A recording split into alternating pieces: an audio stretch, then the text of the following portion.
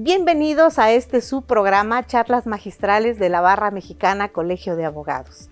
El día de hoy tenemos a un invitado excepcional, un abogado penalista con 64 años de trayectoria profesional, un hombre extraordinario, abogado por la Universidad Nacional Autónoma de México, doctor en Derecho por la Sorbona de París, expresidente de la Barra Mexicana Colegio de Abogados, expresidente de la Academia Mexicana de Derecho Penal y un gran abogado litigante en materia penal.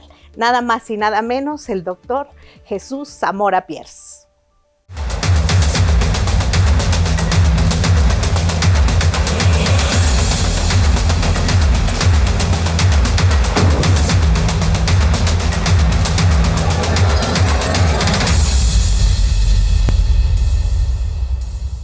Estamos con el doctor Jesús Zamora Pierce, un invitado de lujo. Tenemos el honor de tener a un gran abogado reconocido, querido, respetado, con una trayectoria que se dice fácil, pero de 64 años de vida profesional, de exitosa vida profesional además. El doctor Jesús Zamora Pierce es licenciado en Derecho por la Facultad de Derecho de la UNAM, doctor en Derecho por la Facultad de Derecho de la Sorbona de París, autor de 126 estudios jurídicos y libros publicados, miembro de número del Instituto Mexicano de Derecho Procesal, de la Academia Mexicana de Ciencias Penales, del Instituto Iberoamericano de Derecho Procesal y del Instituto Panamericano de Derecho Procesal, entre otros. Presidente de la Barra Mexicana Colegio de Abogados de 1995 a 1996. Chairman of the Latin American and Caribbean Region del Human Rights Institute de la International Bar Association desde 1999. Profesor honoris causa por la Universidad Autónoma de Tamaulipas. Presidente de la Academia Mexicana de Ciencias Penales AC de 1997 a 2005. Premio Nacional de Jurisprudencia en 2011. Medalla Ponciano Arriaga, entregada por el Colegio de Abogados Ponciano Arriaga Leija AC de San Luis Potosí en 2012. Doctorado honoris causa del Instituto Nacional de Ciencias Penales en 2019. Un gusto que estés con nosotros, un gusto que hayas aceptado venir al programa. Gracias, Margarita. El honor es para mí ser entrevistado por una ministra de la Suprema Corte en retiro, por una gran dama que ha merecido el Premio Nacional de Jurisprudencia. Es un gran honor para mí. Y nada más una aclaración en cuanto a los 64 años de vida profesional que mencionabas. Es y no es exacto. Tengo 60 años de haberme recibido de abogado y luego le podemos agregar generosamente de tu parte 4 años más como pasante de un gran abogado penalista. No, pues son 64 años, por supuesto, no demerita en nada de ejercicio profesional. Es cierto. Estudiaste en la UNAM, eres orgullosamente Puma, cosa que yo también y me da un gusto enorme, pero hiciste un doctorado en la Sorbona. Eso no es común y al menos no era común en esa época. Ni siquiera en la Ciudad de México había tantos doctores, mucho menos pensar en salir al extranjero a estudiar un doctorado.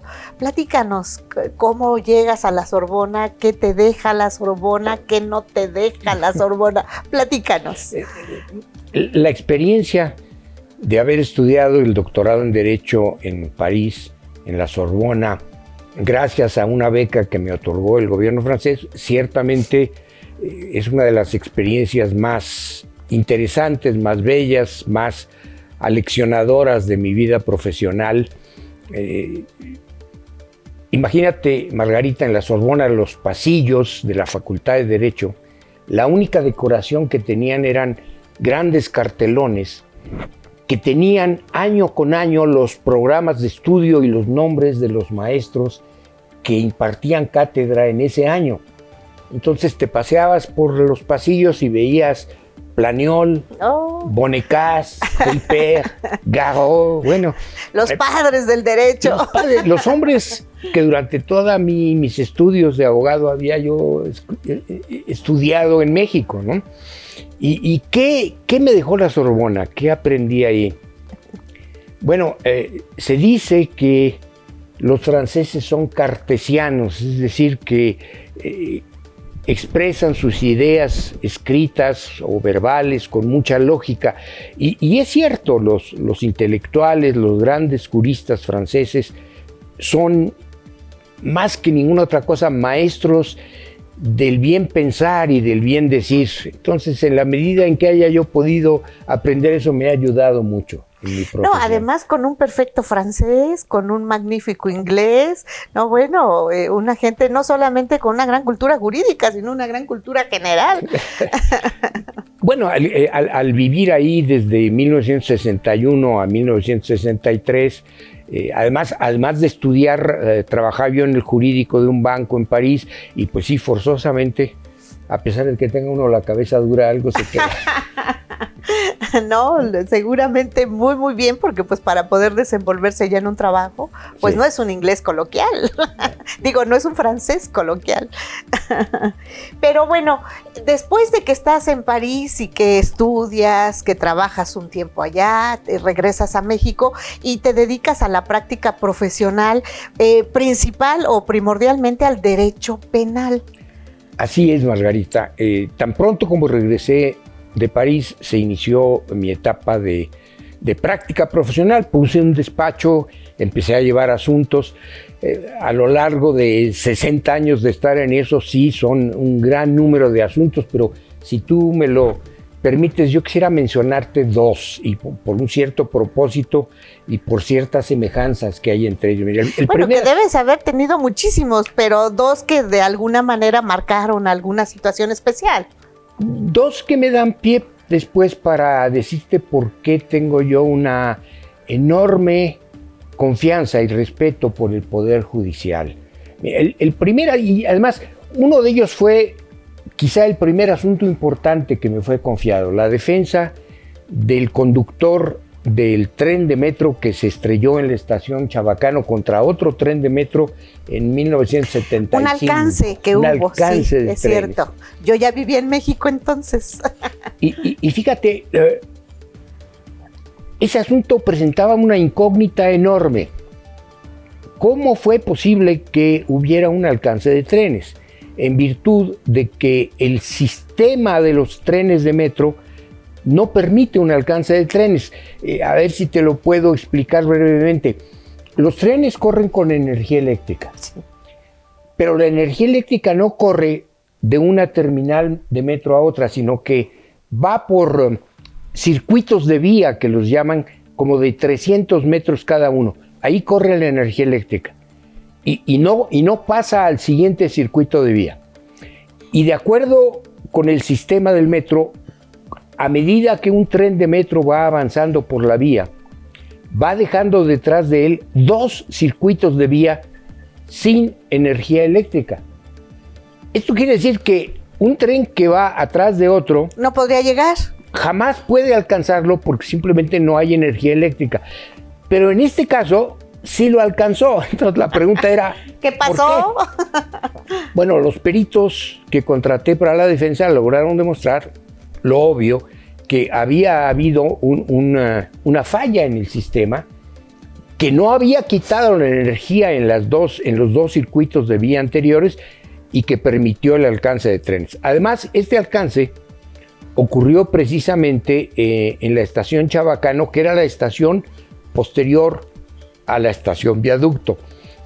En ese lugar, la vía de tren sube para pasar por encima del viaducto y luego vuelve a bajar. Así es. Lo que quiere decir que el conductor del tren que alcanzó no podía ver al tren que tenía adelante porque estaba subiendo la vía y estaba viendo el cielo, ¿no? Entonces, toda esa defensa, eventualmente llevada hasta la Suprema Corte, me permitió poner en libertad al conductor del metro. Y no fue una falla humana, fue una falla del sistema. Fue una falla del sistema. Una falla del sistema que el metro entendió, que el metro resolvió, y por eso ven ustedes que desde 1975 a la fecha no ha vuelto a haber alcances de metro. Recientemente tuvimos un accidente de metro, pero que no tiene nada que ver con la circulación de los trenes. Bueno, entonces, el segundo asunto que quisiera yo contarte está relacionado con el incendio en el cual fallecieron un gran número de niños en Hermosillo, la guardería ABC. Sí, muy triste, por cierto. Incendio, por cierto, que no ocurrió en la guardería.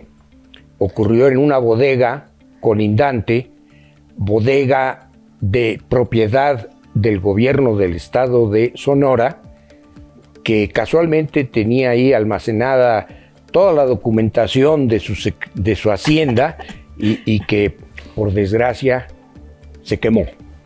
Bien, aquello fue una tragedia terrible que enlutó a la ciudad de Hermosillo y que produjo... Y al país entero. Y al país entero. Dolorosa, terrible.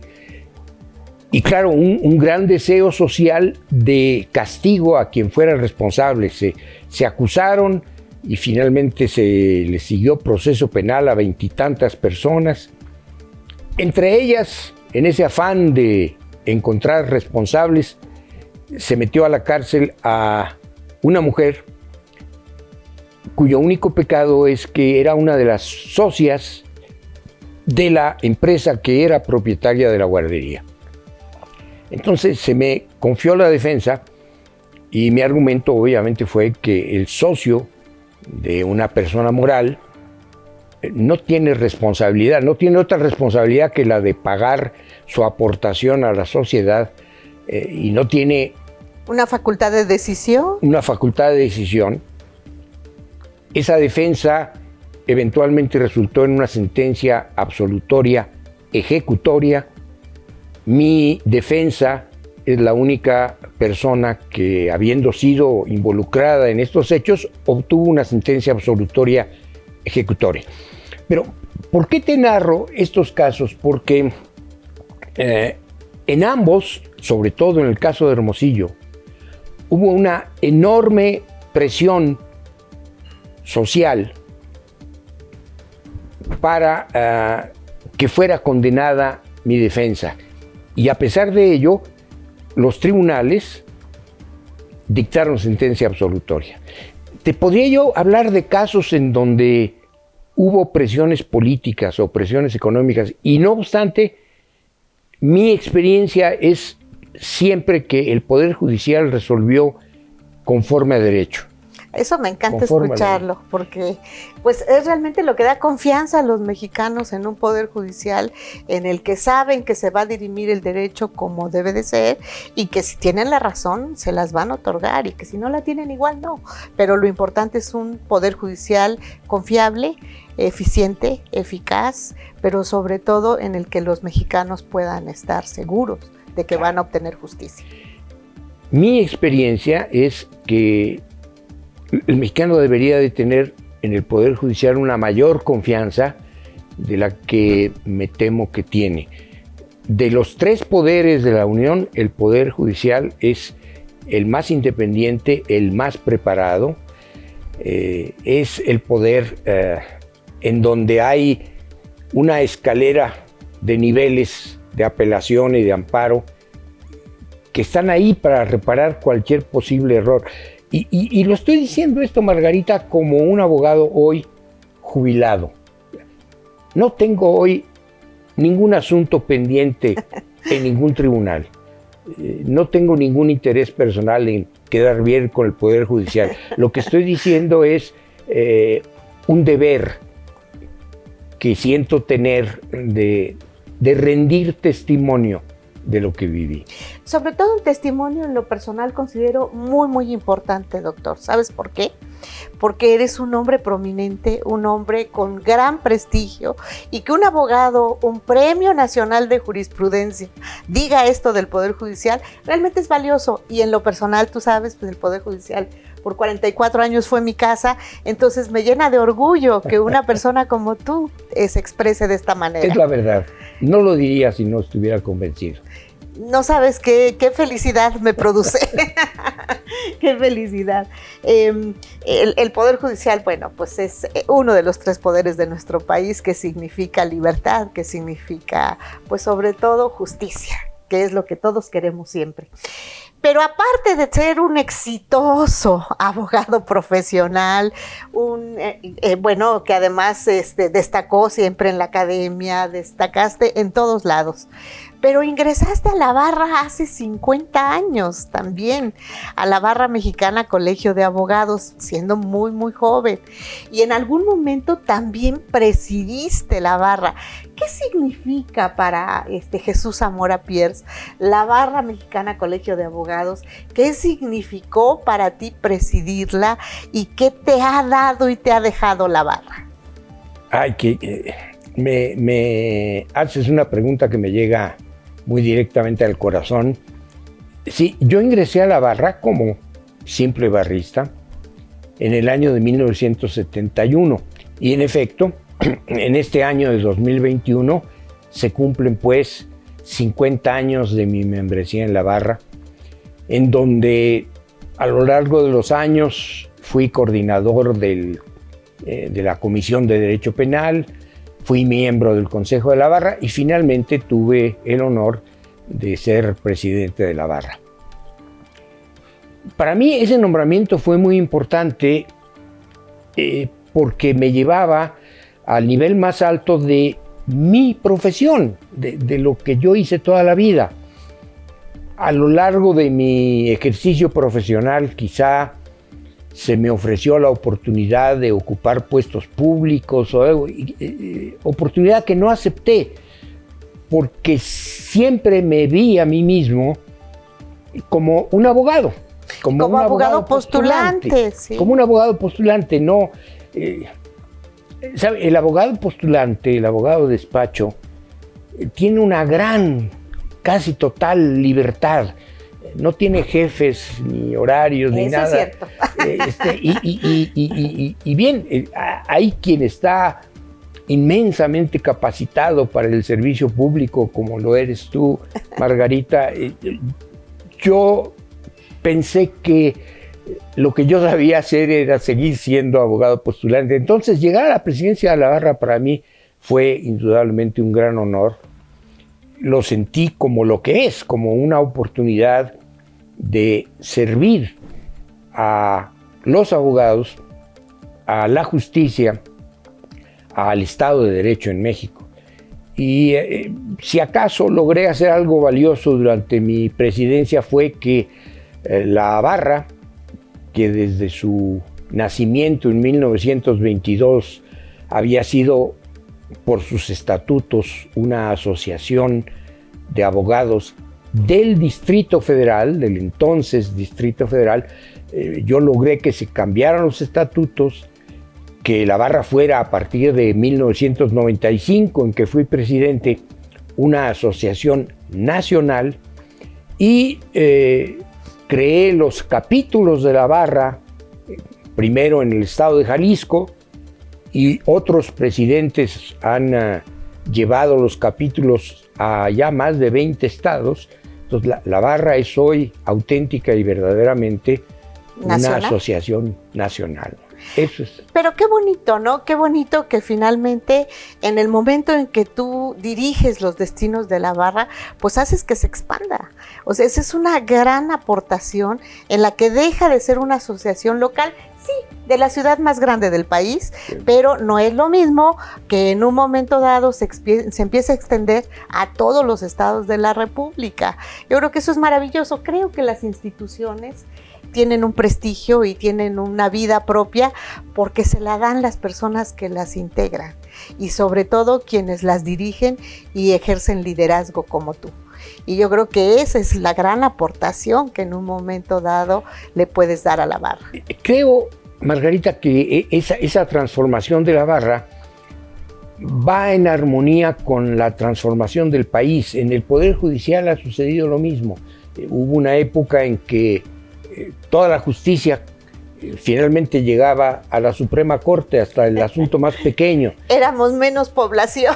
Claro. ¿Y luego qué? Luego se crean los tribunales colegiados. Sí, en la década de los 50 se crearon los colegiados. Es decir, el país crece y el país integra activamente a todas sus partes.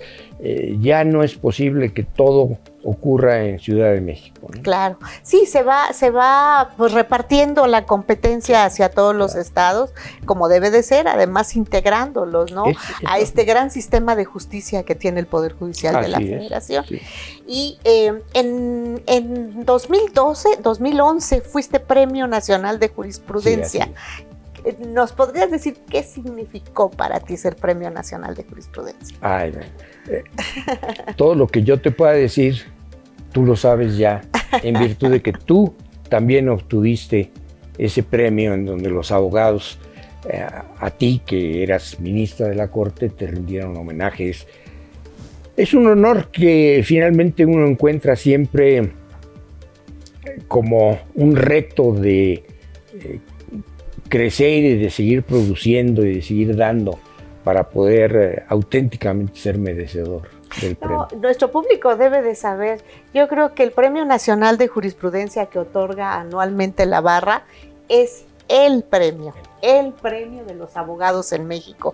Y sí, como tú lo dices, para quien lo recibe es un gran honor, por supuesto que lo es, y por eso te preguntaba, para ti siendo un barrista consumado, un barrista que le dejó su vida a la barra, se puede decir, en 50 años de estadía en esta gran asociación, bueno, el reconocimiento a través del Premio Nacional de Jurisprudencia, pues habla mucho de tu persona y de tu trayectoria. Es un inmenso honor, queda uno en deuda con la barra y visto que yo nunca encontré adecuado para mí o nunca ambicioné destacar en otros campos que no fuera únicamente el del abogado postulante, el honor máximo. No necesitabas otros campos, eso también tienen que saberlo. Destacó en el campo que él eligió y destacó de la mejor manera posible.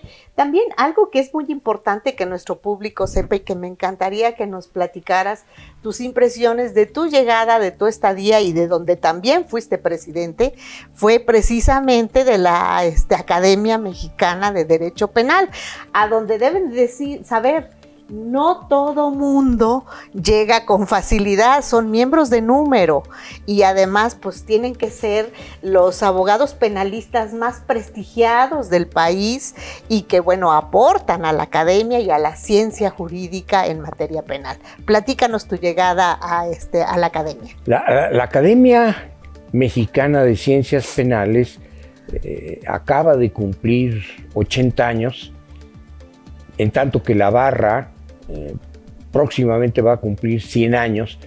O sea, se originan más o menos en la misma época. Es una época muy fértil en la vida de México. Es por ahí cuando surge el Banco de México y toda una serie de instituciones. Fue una generación que creó instituciones. Y la academia reúne exclusivamente, tiene 30 sitiales. ¿Muy selectiva? Muy selectiva, y en esos 30 sitiales elige y lleva a los sitiales a todos los hombres que se han destacado en el estudio de las ciencias penales, o sea, no solamente del derecho. Hay en la academia criminalistas de la altura de don Rafael Moreno González, hay criminólogos como Luis Rodríguez Manzanera, que el día de hoy es el presidente de la academia. Llegan a la academia miembros de la Suprema Corte, como doña Victoria Dato, claro, que en su momento fue presidente. Así es. Como don Juan Silva Mesa. Juanito también. Luis Fernández Doblado, en también su momento, hoy fallecido. Sí. Fernando Castellanos Tena. También ministro de la Corte. Una cosa muy curiosa, fíjate, en aquel asunto del metro del que te platiqué, yo llevo el asunto hasta la Suprema Corte y lo resuelven Fernando Castellanos Tena. Que integraba la sala penal entonces, Pavón Vasconcelos. La entonces sí, sala penal. Y ellos habían sido mis maestros en la facultad. Y ellos eran miembros de la Academia Mexicana de Ciencias Penales. Y los ministros que resolvían el asunto. Y años después, pues yo fui presidente de la Academia, ¿no? De los orígenes de los miembros de la Academia, También a veces, pocas veces, llega un abogado postulante. Ah, sí. Muy pocos, porque los abogados postulantes hacen poca labor académica, es la verdad. Fue en su momento miembro de la academia Sergio Vela Treviño.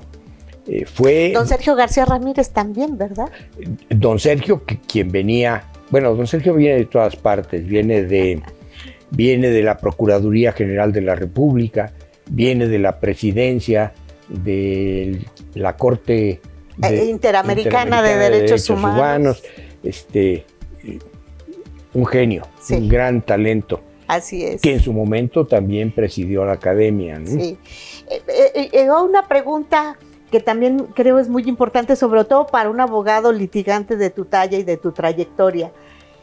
¿Cómo has sentido este cambio en la materia penal de un sistema tan diferente al que hoy tenemos, que conocemos como la oralidad en México, a través de este nuevo juicio penal oral?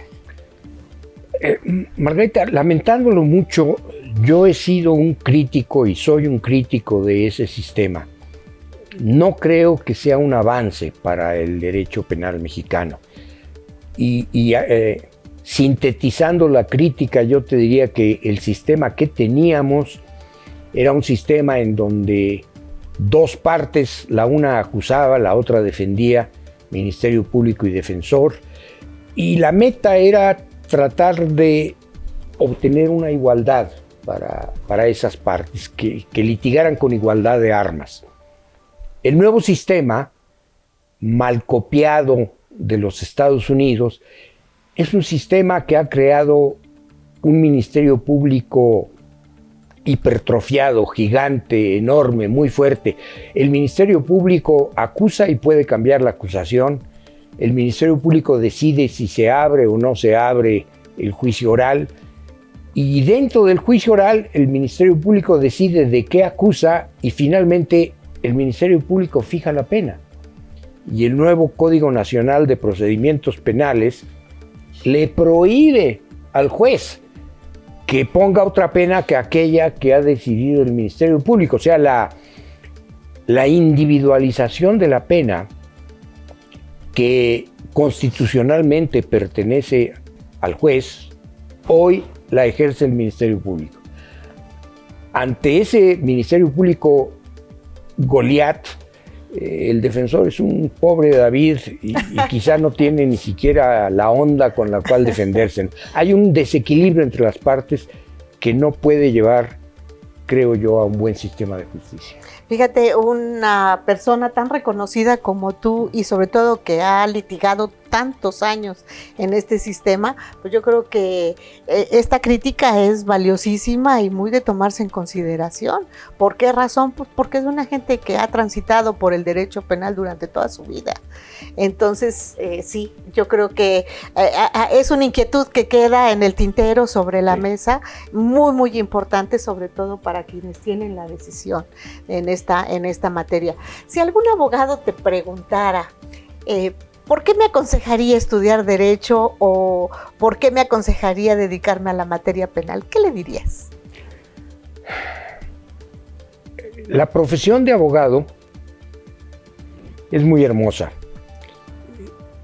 pero que quede claro, tenemos en México un exceso de escuelas de Derecho, muchas de ellas sin los necesarios requisitos académicos. Es fácil obtener un título de abogado, es mucho más difícil, en cambio, llevar a cabo una profesión exitosa.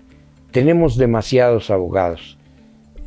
Yo le diría a los jóvenes que en buena hora estudien Derecho, pero siempre y cuando tengan la firme intención y consideren que tienen la capacidad para ser abogados de primera línea.